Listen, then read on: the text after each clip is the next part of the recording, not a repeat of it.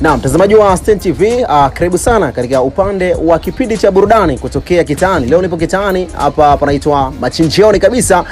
Pembeni kidogo tu na studio za Stein TV nimekuja kupiga story na wana kibao, si ndio? Katika upande wa burudani tuna mada ambayo pia sitakuja kuizungumza, ambayo niko na mdau hapa kama unavyoona, Sisteri Katulie. Bana, nikupe mada. Mada inasema hivi, kitu gani ambacho kimekufurahisha mwaka 2025, lakini pia unatamani kitu gani kifanyike mwaka 2026, si ndio? Mimi naitwa J Brand, hii ni Stein TV. Bana, mambo vipi? Unaitwa nani? Naitwa Tina. Unaitwa Tina, si ndio? Bana, Tina, kama ulivyosikia bwana mada yetu. Kwanza hongera bwana kwa kuweza kuvuka mwaka, Tina. Asante. Tina, kitu gani ambacho pia umekipenda sana katika mwaka 2025 katika upande wa muziki, kwa wasanii? Lakini wasanii ni wengi, kuna comedian, kuna wasanii wa nyimbo. Yaani kitu gani ambacho umekipenda cha kiburudani ambacho kimekufurahisha mpaka hivi sasa?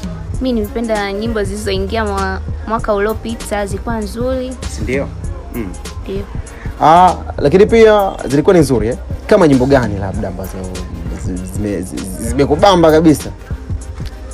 J Melody, Sijielewi na Nandi Sugar.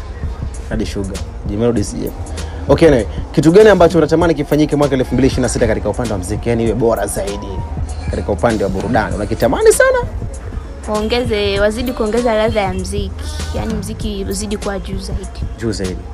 Ujumbe mfikie nani kati ya wasanii ambao umewataja? Ujumbe mfikie Nandi. Mwingine mmoja upande wa burudani, kuna wasanii wamekuja wanawaka sana, kwa hiyo wamenipa hamasa ya kusikiliza muziki wa bongo. Ndio. Kama Mario ametoa ngoma nyingi, kuna wasanii wengi. Ongeza sauti kidogo mwanangu. Wasanii wengi wametoa ngoma nyingi kama Mario, Harmonize, Ibra amekuja kivingine. Kwa hiyo imenitia hamasa ya kupenda muziki wa bongo flavor. Bana, mbali na wasanii kuja kwa kasi na nini, kitu gani kingine ambacho kimekufurahisha 2025 ambacho tunakiaga tunaanza na 2026? Alafu niambie 2026 kitu gani ambacho natamani kifanyike katika upande wa burudani? Kiufupi upande 2025 muziki umekuwa vizuri, umefurahisha sana. Alafu pia na comedian wamekuwa wengi, wameibuka wengi, na movies zimetolewa nyingi za comedian. Hivyo tu vimenifurahisha, naomba hata huu mwaka natamani yani iendelee hivyo.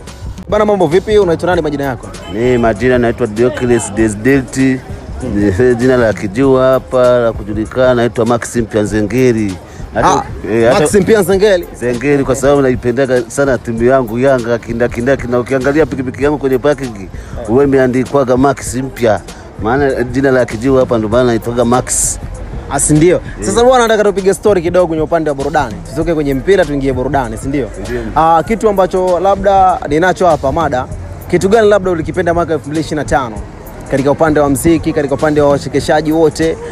Lakini pia kitu gani ambacho kukipenda 2025 kisifanyike 2026? Na 2026 wasanii waongeze kitu gani?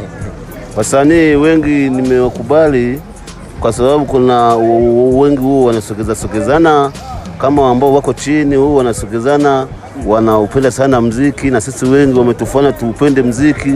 Unaona na kizazi kidogo sana na kinaupenda sana muziki. Basi na mpira pia tunaona wanaupenda. Kwa hiyo mimi 2025 nimeikubali, ila naomba namkubali sana na Mama Samia, rais wetu wa Tanzania, kwa kile alichotufanyia. Katika upande gani labda? Kwanza ametutetea kama sisi bodaboda. Unajua bodaboda tulikuwa tuna changamoto hapa, pengine tunakamatwa, pengine yani changamoto nyingi mno.